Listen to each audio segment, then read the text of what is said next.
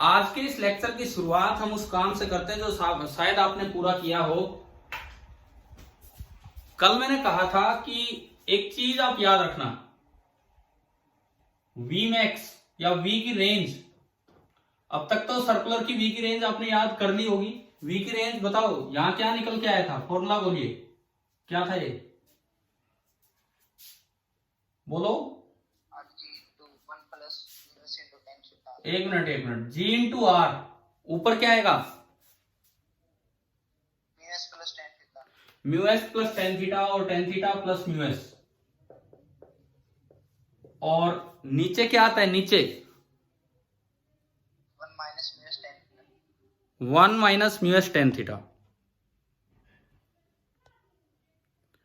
देखो इसमें जो नीचे आता है वो आपका आता है 1 minus mu s into tan theta.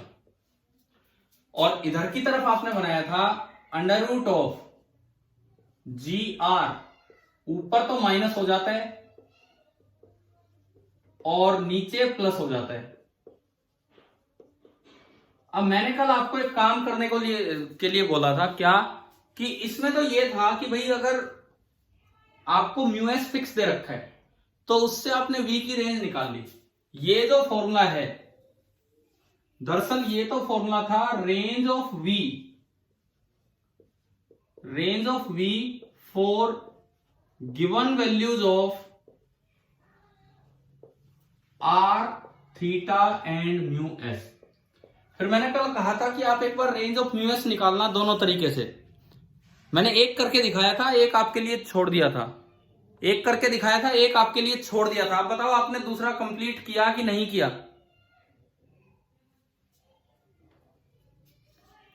देखो फिर वही बात है, मैं कुछ पूछता हूं आप बताते नहीं हो या वो पूरा नहीं करते हो। क्या मैंने कल एक साइड करके दिखाया था आपको म्यू एस? अरे बोलो हाँ ना, ये तो बोलो एटलीस्ट, है ना। फिर मैंने ये भी कहा था दूसरा आप अपने आप करेंगे, मैंने जस्ट स्टार्ट करके छोड़ा था। क्या आपने नहीं देखा ना, आपने वो रेंज की तरफ ध्यान दिया कि क्या आना चाहिए क्या नहीं। मैंने एक चीज ये भी बोली थी, टेस्ट से पहले अपनी एक फॉर्मूले अलग से बना लिया करो, बना लेने चाहिए थे अभी तक आपको। अब देखिए तो ध्यान दीजिए, यहां से म्यू एस क्या निकलता है उस पर ध्यान दीजिए। आपने इससे निकाला था कि उससे निकाला था? कल जब म्यू एस निकाला था वो किधर से निकाला था, मिनिमम वाली साइड से कि मैक्सिमम वाली साइड से? देखो अब कोई बात नहीं, अब इधर सुनो, कुछ अच्छे रिजल्ट्स आने हैं जो आप ध्यान देंगे और याद करेंगे। अगर आप इसको आगे बढ़ाते हैं तो आपने स्क्वायर किया तो v square is less than और equal to g r into tan theta plus mu S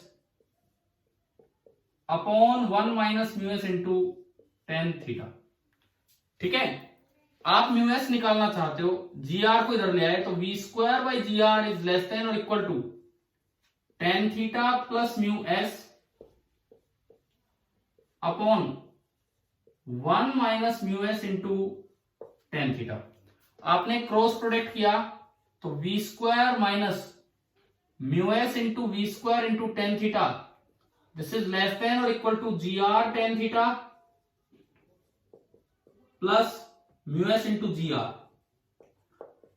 आपने म्यू एस की टर्म एक साइड की तो म्यू एस उधर चला गया और ये इधर आ गया, तो ये बना v square minus g r tan theta, v square minus g r tan theta is less than और इक्वल टू, उधर जाके जब म्यू एस कॉमन आएगा तो ये प्लस हो जाना है, ये प्लस हो जाना है, तो बनेगा g r plus v square tan theta.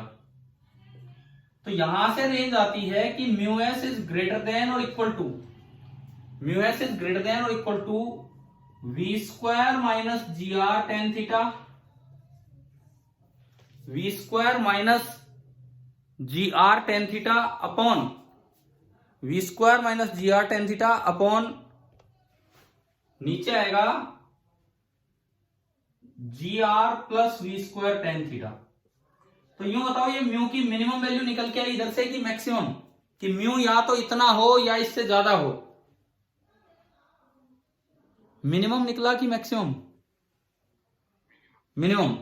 तो मेरे पास, मैं इस साइड से जब चला तो मेरे पास एक रिजल्ट निकल के आ रहा है कि जो म्यू एस मिनिमम होना चाहिए, कि अगर आपको वी फिक्स कर दिया जाए, ये तो ऊपर वाला काम था रेंज ऑफ वी, लेकिन अब मैं म्यू एस की रेंज निकालना चाहता हूं फॉर पर्टिकुलर वैल्यू वी, कि आप उस मोड पे, उस थीटा एंगल पे, उस रेडियस ऑफ कर्वेचर पे कितनी स्पीड ना वी स्पीड से टर्न होना चाहते तो किस रेंज का म्यू होना चाहिए। तो म्यू एस मिनिमम आया v square minus g r tan theta upon g r plus v square tan theta upon g r plus v square tan theta. अब आप इधर से आओ, इधर की तरफ से मैंने एक करवाया था, एक करने के लिए दिया था, स्क्वायरिंग बोथ साइड, तो g r into tan theta minus mu s upon one plus mu s tan theta that is less than और इक्वल टू वी स्क्वायर। इसको नीचे ले गए, डिवाइड बाई जी आर हो गया, क्रॉस प्रोडक्ट किया तो g r tan theta minus g r into mu s is less than और equal to v square plus mu s into v square into tan theta. Mu s वाली term को उधर ले जाओ और इसको इधर उठा लो, इसको इधर उठा लो, तो ये आपका आया जी आर टेन थीटा, ठीक है, ये आपका चल रहा है g r tan theta minus v square, g r tan theta minus v square is उधर गया लेस देन और इक्वल टू, ये जाके म्यू एस कॉमन आएगा, म्यू एस कॉमन आया तो एक तो जी आर बचा और एक बचा वी स्क्वायर टेन थीटा, एक बचा वी स्क्वायर टेन थीटा। इसको नीचे ले आओ तो म्यू एस आ गया ग्रेटर देन और equal to g r tan theta minus v square upon g r plus v square tan theta. अब ये बताओ ये म्यू एस की मिनिमम वैल्यू आई कि मैक्सिमम आई?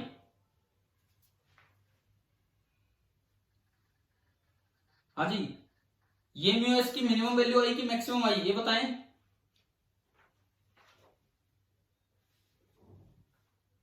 बोलोगे आप ये म्यू एस की मिनिमम वैल्यू आ रही कि मैक्सिमम आ रही है? अरे इसको देख के बोलो, जल्दी बोलो, या तो इतना हो या इससे बड़ा हो, तो मिनिमम है कि मैक्सिमम है? मिनिमम। तो यही तो काम आपको करने के लिए दिया था कि आप एक रेंज क्या देंगे, तो यहां से भी म्यू एस मिनिमम आ गया कि म्यू एस मिनिमम आ रहा है g r tan theta minus v square upon g r plus v square tan theta. अच्छा, अब इन दोनों रिजल्ट्स को देख के आपको क्या दिमाग, क्या फर्क क्या है दोनों में? फर्क कुछ नहीं है। अगर v बड़ा हो under root g r tan theta से, अगर v बड़ा हो under root g r tan theta से, देखो एक ऑप्टिमम स्पीड पढ़ाई थी मैंने आपको, ऑप्टिमम स्पीड, टर्निंग की ऑप्टिमम स्पीड। अगर r रेडियस ऑफ कर्वेचर है, थीटा आपका एंगल ऑफ इंक्लिनेशन है रोड का, ऑप्टिमम स्पीड का क्या फॉर्मूला था? अंडर रूट, बोले, जी आर टेन थीटा, यही था ना आपका formula, under root g r tan theta, यानी कि वी स्क्वायर बराबर g r tan theta, v square बराबर जी आर टेन थीटा। अब डिपेंड करता है कि अगर आप रोड पे ऑप्टिमम स्पीड से ही चल रहे हैं तो आपको फ्रिक्शन की कोई रिक्वायरमेंट ही नहीं है, यानी कि जब वी स्क्वायर बराबर जी आर टेन थीटा होगा तो म्यू एस रिक्वायर्ड जीरो आ रहा है, म्यू एस मिनिमम ही जीरो है, तो कोई हमें फ्रिक्शन नहीं चाहिए। लेकिन अगर आप उससे तेज स्पीड से चलोगे तो रोड पे बाहर स्लिप कर जाओगे, उससे धीमे स्पीड से चलोगे तो रोड पे नीचे स्लिप करने के चांस होंगे। तो अगर आप उससे तेज स्पीड से चलते हो और बाहर स्लिप ना कर जाओ, उसके लिए म्यू एस मिनिमम ये होना चाहिए, और अगर आप उससे कम स्पीड से चलते हो और नीचे स्लिप ना कर जाओ तो उसके लिए म्यू एस मिनिमम ये होने चाहिए। तो अब हमारे फॉर्मूले सुनिए क्या आए हैं क्या नहीं आए हैं। इन्हीं रेंज को, इन्हीं फॉर्मूलों को हमने थोड़ा सा एक्सटेंड कर दिया है, इन्हीं फॉर्मूलों को हमने थोड़ा सा एक्सटेंड कर दिया है। देखो ये तो आपका आया ऊपर वाला पार्ट, रेंज ऑफ, ये फॉर्मूले बिल्कुल याद होने चाहिए एक एक चीज, range of v for given values of r theta and mu S, ये तो आया range of v for given values of r theta and mu S. अब मैं क्या लिख रहा हूं, range of mu s for, क्या हुआ, फॉर गिवन वैल्यू, दोबारा बोलो क्या कह रहे हो? आवाज ब्रेक हो रही है यार, अब नेटवर्क का क्या करूं मैं? बोर्ड दिख रहा है? बोर्ड क्लियर दिख रहा है क्या, ये बताओ। तो एक बार उस पर ध्यान दो, थोड़ा थोड़ा आवाज सुनेगी आपको। देखो अब ये बिल्कुल अच्छे अच्छे रिजल्ट्स हैं जो आपको बिल्कुल याद हो जाने चाहिए। Range of mu s for given value of u, for given value of v, लेकिन वी हम क्या मान रहे हैं, greater than under root r g tan theta, greater than under root r g tan theta है। तो इस case में म्यू एस की केवल एक मिनिमम रेंज आती है, मैक्सिमम तो होती नहीं है। ज्यादा फ्रिक्शन होगा तो अच्छी बात है, स्लिपिंग के चांसेस कम है। तो इस केस में जो म्यू एस निकल के आता है वो आता है v square minus r g tan theta, मतलब वी ऑप्टिमम का स्क्वायर, ये वी ऑप्टिमम का स्क्वायर है, upon r g plus v square tan theta. याद होने लायक है भाई ये फॉर्म। क्या ये फॉर्म हमें याद हो सकती है आराम से? बताओ, क्या ये फॉर्मूला याद होने लायक है? अगर v greater than are g tan theta पे आप जा रहे हो और आपसे रोड पे म्यू की रेंज पूछ ली जाए, तो मैक्सिमम तो कोई रेंज है नहीं, स्लिपिंग होगी नहीं जितना ज्यादा, मिनिमम रेंज है। अगर आप रोड पे ऑप्टिमम से ज्यादा स्पीड से जाते हो तो कम से कम फ्रिक्शन आपको इतना चाहिए, नहीं तो आप रोड पे ऊपर की तरफ स्लिप कर जाओगे। ठीक है। और similarly range of mu s, range of mu s कब, for given value of mu, range of mu s for given value of mu v, sorry given value of v, लेकिन इस बार वी कम है under root r g tan theta से, मतलब गाड़ी road पे नीचे की तरफ स्लिप कर सकती है, गाड़ी रोड पे नीचे की तरफ स्लिप कर सकती है। तो ये तब है जब नीचे की तरफ स्लिप कब करता है, जब थीटा ग्रेटर हो एंगल ऑफ रिपोज से। कई कई कंडीशंस हैं, अगर theta greater then angle of repose हो तो गाड़ी नीचे स्लिप हो सकती है। तो इस केस में जो म्यू एस आएगा दैट इज ग्रेटर देन और इक्वल टू, केवल ये पलट जाएगा, तो ऊपर हो जाना है r g tan theta minus v square upon, नीचे सेम है r g plus v square tan theta. अब जो रिजल्ट्स हैं मैं एक बार आपको याद करवा दूं ढंग से, ताकि आपके दिमाग में बैठे कि भाई ये क्या क्या रिजल्ट्स हैं सर्कुलर टर्निंग के। देखो, अगर आपको म्यू एस फिक्स दे रखा है, अगर आपको म्यू एस फिक्स दे रखा है, थीटा फिक्स दे रखा है और रेडियस ऑफ कर्वेचर फिक्स दे रखा है, तो उस टर्न पे मुड़ने के लिए आपकी एक वी की मैक्सिमम रेंज होती है, वो तो हमेशा एप्लीकेबल है। मिनिमम रेंज तब एप्लीकेबल होती है when angle of inclination is greater than the angle of repose, otherwise the car will slip. अगर angle of inclination less than angle of repose है तो वो स्लिप नहीं करेगी, तो मिनिमम जीरो आ जाएगी, तो फिर आप वहां पे आराम से रुक पाएंगे। ठीक है। ये मिनिमम वाली साइड तब लगती है when tan theta is greater then mu S. ये रिजल्ट तब आता है when tan theta is greater then mu S, tan theta is greater then tan alpha. अगर tan theta less than tan alpha होगा तो ये इधर कोई कंडीशन नहीं है। अब इनसे ही म्यू का रिजल्ट निकला, तो म्यू की मैक्सिमम तो कोई रेंज होती नहीं है, म्यू की मिनिमम वैल्यू आती है। अब इसमें दो बातें हैं, अगर आप ऑप्टिमम स्पीड से ज्यादा स्पीड से टर्न करने वाले हो तो जो म्यू एस है कम से कम इतना होना चाहिए, v square minus v optimum का स्क्वायर या r g tan theta upon r g plus v square tan theta. और अगर आप कम स्पीड से चलते हो तो बस ऊपर वाला पलट गया और कुछ नहीं। ये रिजल्ट कैसे यूज होंगे, सपोज आपको क्वेश्चन दिया गया है, देखिए आपको थीटा दे दिया 37 डिग्री, थीटा आपको दे दिया 37 डिग्री, रेडियस ऑफ कर्वेचर दिया है 4 मीटर, थीटा 37 डिग्री दे दिया, रेडियस ऑफ कर्वेचर दे दिया 4 मीटर, और जो म्यू एस है,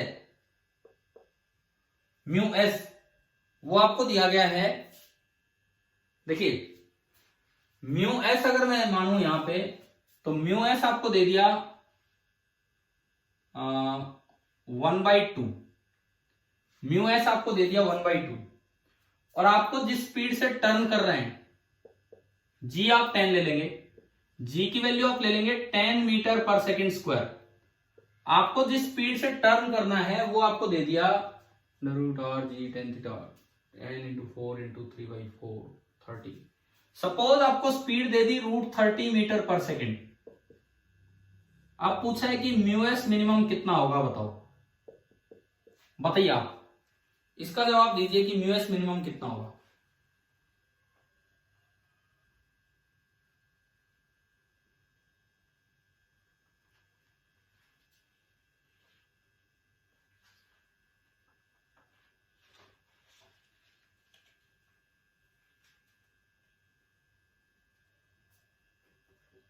हाँ भाई बता रहे हो?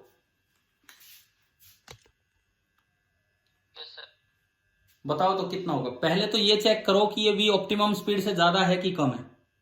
पहले तो ये चेक करो।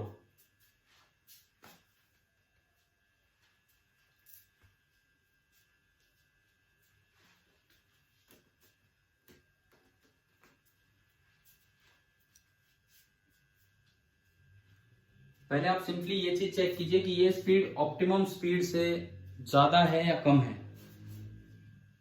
0। हाँ बिल्कुल सही आंसर। ऑप्टिमम स्पीड कितनी आ रही है? वी ऑप्टिमम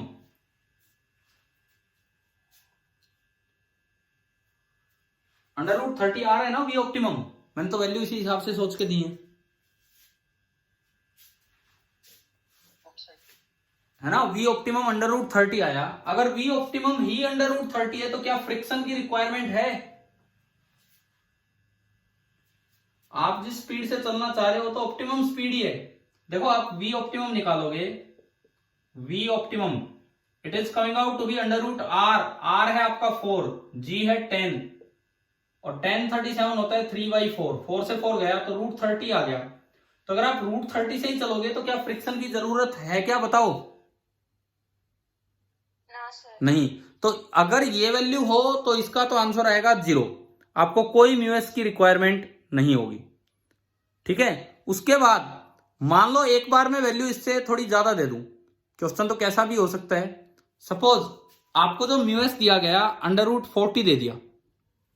आपको जो वी दिया गया वी, अगले सवाल में मैं कह रहा हूं, यहां पहले का तो आंसर आ गया 0। अगले सवाल में मैं कह रहा हूं कि वी जिस स्पीड से आपको चलना है वो √40 है। अब म्यूएस की मैक्सिमम वैल्यू तो कभी नहीं पूछ सकता है, केवल मिनिमम पूछेगा। तो बताओ म्यूएस की मिनिमम वैल्यू कौन सी साइड का फॉर्मूला लगेगा? ये लगेगा, ये वाला लगेगा? पहले बताओ। तो आपके वॉइस समझ में नहीं आया। बहुत ज्यादा। अरे यार, अच्छा आप अपने आप करो। मैंने ये स्पीड दी है, ये स्पीड, मेरी वॉइस को छोड़िए। आप ये बताओ ये कितना होगा, बताओ। ये करो।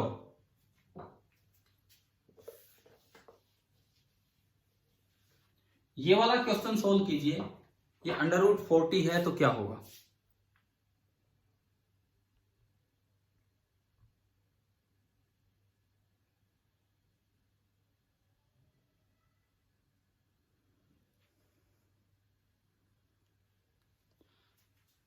क्या अब आवाज थोड़ी क्लियर है?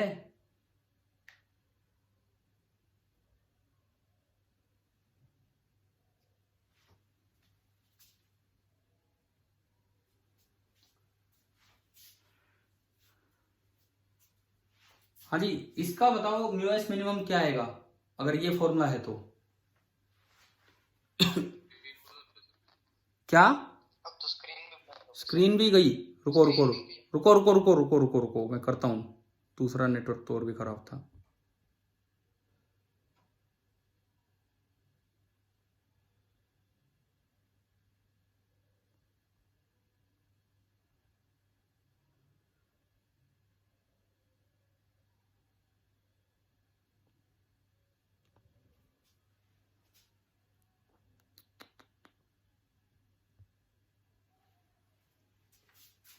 जस्ट हम यूएस मिनिमम निकालना चाह रहे हैं इस केस में भी।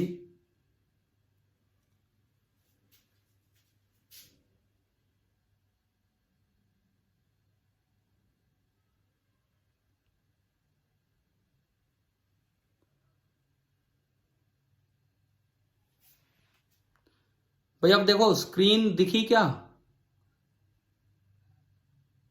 0.7 मीटर पर सेकंड। देखते हैं। देखो स्क्रीन दिख रही है ना? अब तो दिख रही होगी स्क्रीन तो। यार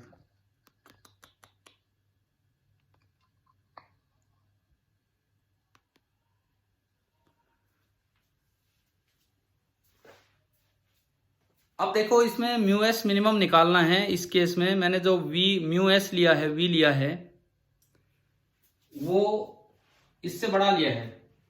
आर जी टेन थीटा की वैल्यू 30 थी। इस केस में आर जी टेन थीटा की वैल्यू थी 30।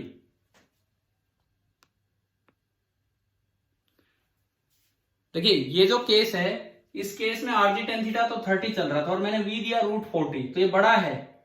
वी स्क्वायर 40 है, वी स्क्वायर तो 40 है और ये 30 है। तो अब क्या करेंगे कि ये वाला फॉर्मूला यूज करेंगे, ये वाला। तो mu s is greater than और इक्वल टू, आप ये वाला फॉर्मूला यूज करेंगे तो mu s is greater than और equal to 40 minus 30 upon r into g. 40 minus 30 upon r into जी।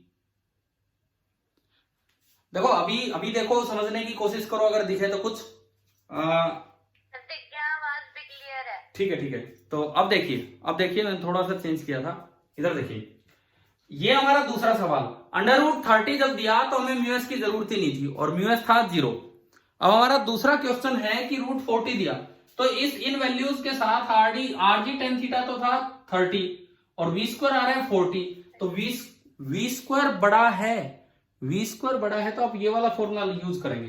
तो म्यू एस आएगा ग्रेटर देन और equal to 40 minus 30 upon r into g 40 plus v square 40 into tan theta 3/4। 4 से 4 गया, 40 plus 30 70।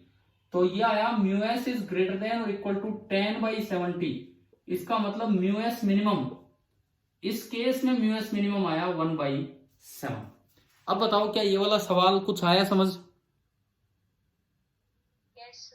ठीक है। और अगर मान लो v आपको फिर से थोड़ा बढ़ा दिया जाता, ये इस बार तो बढ़ा दिया है, सपोज आपको v दिया जाता √20 कि आपको इस स्पीड से जाना है, इस स्पीड से जाना है, तो v स्क्वायर आपका हो जाता 20। अब आपका v स्क्वायर हो जाता 20। अगर आप v स्क्वायर 20 लेते और आर जी टेन थीटा 30 है, तो अब म्यू एस की रेंज निकालने के लिए कौन सा फॉर्मूला लगेगा? उधर वाला, ठीक है, वो आपने फॉर्मूला लगाया। क्या कह रहे हो? 7/5। देखते हैं, फिर दोबारा देखते हैं। अब मैंने वो वाला फॉर्मूला लगाया, तो आर जी टेन थीटा है 30 माइनस वी स्क्वायर है 20 upon r into g 40 plus v square तो है 20 एंड टेन थीटा है 3/4। 3/4 तो ये 2, ये 10, 30/2 15। यानी कि mu s is greater than और इक्वल टू, ऊपर तो 10 और नीचे है 15 और 40 55। 5 से गया 2/11। तो इस केस में अगर आपको म्यू एस मिनिमम बताना हो तो म्यू एस मिनिमम आया 2/11। अब आप बताओ कि आपको तीनों केसेस, 3 सवाल समझ में आए म्यू एस की रेंज निकालने के? ठीक है, तो आगे से ये कंप्लीशन है। देखो जब भी हम कभी किसी चैप्टर का रिवीजन लेंगे, कभी भी केवल वही पॉइंट्स नहीं होंगे, हर बार नए पॉइंट ऐड होंगे, हर बार, क्योंकि पॉइंट्स की कोई कमी नहीं होती है। छोटे छोटे क्वेश्चन से पॉइंट बन जाते हैं और पॉइंट से फिर क्वेश्चन सोल्व होते रहते हैं। तो अब आपको शायद ये बहुत अच्छे से याद हो जाना चाहिए कि जो v की रेंज थी वो तो ये थी, और किसी पर्टिकुलर v के लिए जो म्यू एस की रेंज है, वो फॉर्मूला हमें ऐसे याद हो जाना चाहिए। किसी पर्टिकुलर रेंज के लिए जो म्यू एस की रेंज है, किसी पर्टिकुलर v के लिए mu s is greater than और इक्वल, देखो ऊपर या तो ये है या ये है, तो आप लगा दो मोड। बात तो एक ही है भाई, इधर वाला लो जी उधर वाला लो, फर्क क्या है? दोनों साइड। अगर मैं मोड लगा दूं तो दोनों एक साथ कवर हो रहे हैं, तो मैं इस पे मोड लगा देता हूं। तो ऊपर तो आ गया v square minus r g tan theta upon, नीचे आएगा r g plus v square tan theta. ये ऊपर वाले फॉर्मूलों के साथ ये फॉर्मूला आपको याद हो जाना चाहिए। ये क्या है? ये है range of mu S. This is the range of mu s for particular values of range of mu s for particular values of किस किस की वैल्यू फिक्स कर दी आपने, आर की, थीटा की एंड स्पीड की। ये इस चीज का फॉर्मूला है। अब मैं इधर वाला भी हटा देता हूं।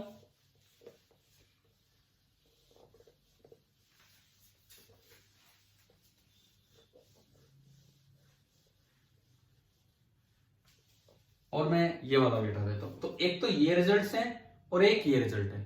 तो शायद आपको सर्कुलर टर्निंग ऑन रोड तो शायद मुझे लगता है कि अब तो बिल्कुल क्लियर हो जाना चाहिए। ठीक है। और इन सब के बीच में जो V ऑप्टिमम था वो भी हमें याद है। V ऑप्टिमम कितना था, under root r g tan theta.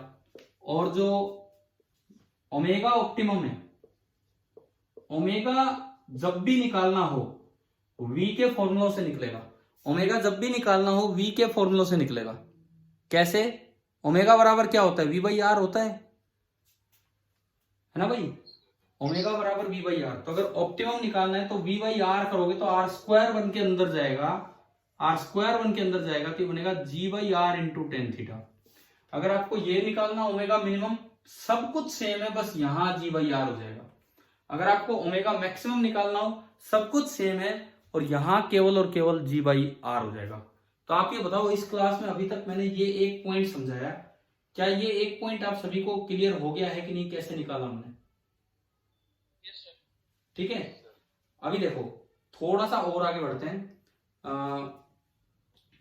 कल एक बच्चे ने, बाद में मैं जैसे हर्ष का नाम ले रहा था, उन्होंने एक एचसीवी का क्वेश्चन नंबर 25 भेजा हुआ था। देखो मैं खाली डाउट्स नहीं ले रहा हूँ, डाउट्स के साथ साथ मैं आपको पॉइंट्स बताते जा रहा हूँ जो आपको बड़े इंपॉर्टेंट होते हैं, जो खासकर रिवीजन टाइम में काम आते हैं। तो अपना ये तो लिख लेना, याद कर लेना ये फॉर्मूले।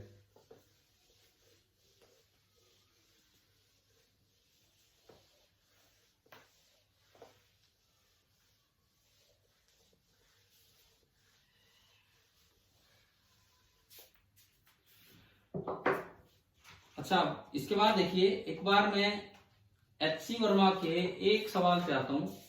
सवाल नंबर 25 एक बच्चे ने पूछा है, 25 क्वेश्चन नंबर 25 एक बच्चे ने भेजा था, कल भेज दिया था लेकिन हम क्वेश्चन नंबर ध्यान नहीं था क्लास से पहले। आप अपनी बुक अगर खोलो तो एक बार देख भी सकते हो कि क्या वो है। An unruly demonstrator lifts a stone of mass 200 gram from the ground and throws it at its opponent. 200 gram का स्टोन उसने उठाया और अपने अपोनेंट पे फेंक दिया। At the time of projection, तो स्टोन की स्पीड वो 150 सेंटीमीटर ऊपर था और उसकी स्पीड थी 3 metre per second. Calculate the work done bye demonstrator. अब इसमें सबसे आसान तरीका, मैंने आपको 3 रिजल्ट्स बताए थे, 3 रिजल्ट्स। अगर if internal forces are conservative, if internal forces are conservative, तो सबसे पहली बात W इंटरनल तो होगा negative of change in potential energy. बताया था कंजर्वेटिव का वर्क तो ऐसे निकालते हैं। बोलो एक बार, बोलो क्या ये बताया था कि नहीं हमने? ठीक है। दूसरी बात, W all, work energy theorem कहती है that is equal to change in kinetic energy. और तीसरी बात, W एक्सटर्नल, आप बताओ क्या ये रिजल्ट आपको बताया है कि नहीं, this is equal to change in mechanical energy. बोलिए, ये बताया था कि नहीं W एक्सटर्नल? एचसी वर्मा में ऑब्जेक्टिव में लाइन से 3 सवाल भी थे इन चीजों पे, है ना। अब ये देखो तीसरा रिजल्ट से डायरेक्ट हो रहा है। आप इससे ना करो, इससे करो, जब भी होगा। एक डेमोन्स्ट्रेटर है, बाहर से कोई आया है, उसका वर्क आपको निकालना है। ये हम देख क्या रहे हैं अभी, एक चीज समझ रहे हैं। क्वेश्चन नंबर 25 एचसीवी एक्सरसाइजेज का है और पेज नंबर 133 पे है, पेज नंबर 133 पे है, पेज नंबर 133 पे। तो देखिए समझिए कि इसमें क्या होगा, W external is equal to change in mechanical energy. इससे आप करो, स्टोन ग्राउंड पे रखा था, उसको H हाइट उठा दिया और V स्पीड दे दी। आप बताओ अगर H हाइट क्या क्या भावना को एंट्री दे दो। दे दी मैंने एंट्री, मैंने भेज गई। ठीक है दे चुका हूं मैं एंट्री। सुनिए भावना, आप अभी आए हो क्या क्लास में? जस्ट अभी नो सर, बीच में? ठीक डिस्कनेक्ट हो ठीक है गई ठीक है ठीक है। सुनो सुनो अब बात सुनो। आपने एक स्टोन को ग्राउंड से ऊपर उठाया तो आपने पोटेंशियल एनर्जी कितनी दे दी उसको? एच हाइट ऊपर ले आए तो पोटेंशियल एनर्जी कितनी बढ़ा दी? mgh। और v स्पीड दे दी, v स्पीड दे दी तो काइनेटिक एनर्जी कितनी बढ़ा दी? Half m v square. पहले वो ग्राउंड पे रखा था और रेस्ट पे था, तो W एक्सटर्नल बराबर mechanical energy final minus mechanical energy initial. Ground पे रखा था और रेस्ट पे था तो मैकेनिकल एनर्जी इनिशियल 0। हाइट पे ले गए तो पोटेंशियल एनर्जी दे दी mgh और काइनेटिक एनर्जी दे दी हाफ एम वी स्क्वायर। ये डायरेक्ट आ गया W एक्सटर्नल। ये करो आपका ये पार्ट हो जाएगा। हर्ष बच्चे ने सवाल पूछा था, अगर वो क्लास में हो तो देख लेगा, नहीं तो आप वैसे समझ सकते हो। आप बताओ ये वाला क्वेश्चन का फर्स्ट पार्ट हुआ क्लियर? केवल डिमॉन्स्ट्रेटर का क्या वर्क है। अच्छा अगर आपको लगे कि भाई नहीं करना मुझे तो वर्क एनर्जी थ्योरम से करना है, तो उस पर 2 ही वर्क हो रहे हैं, एक तो वेट का और एक एक्सटर्नल जो डिमॉन्स्ट्रेटर ने किया, that is equal to change in kinetic energy. अब वर्क डन बाय वेट होता है potential energy initial minus potential energy final plus W external जो आपको निकालना है। Change in kinetic energy half m v square, बाद में स्पीड आई और पहले थी 0। ग्राउंड पे पहले रखा था तो 0 और h हाइट पे ले गए तो mgh plus W external is equal to half m v square. और आप देखोगे जब इसको उधर ले जाओगे तो यहां भी W एक्सटर्नल आपका बना half m v square plus mgh। अब भी आपका W एक्सटर्नल ये बना half m v square plus mgh, जो पहले केस में बना था डायरेक्ट वही यहां से बन रहा है। तो आपको समझ में तो आ रहा है ना, क्वेश्चन में जो आपको कंफर्टेबल लगे उस तरीके से आप सवाल किया कीजिए। ठीक है भाई, 25वां सवाल हो जाएगा यहां तक। ठीक है, अब इसमें एक और चीज है, इफ इट टेक्स 1 सेकेंड, अगर उसको 1 सेकेंड लगा है तो बताओ कितने हॉर्स पावर यूज होगी। आपने वर्क डन निकाल लिया, टाइम टेकन दिया 1 सेकेंड, तो क्या पावर इन वॉट आ जाएगी? पावर इन वॉट कितनी आएगी? Total work done upon total time taken. Time taken 1 second है तो जितने जूल वर्क आया उतनी वॉट पावर आ गई। ठीक है, लेकिन इसने हॉर्स पावर में पूछा है तो हमें एक चीज का यूज कर लेना है लास्ट में कि 1 horse power is equal to 746 watt. It means 1 watt is equal to 1 upon 746 horse power.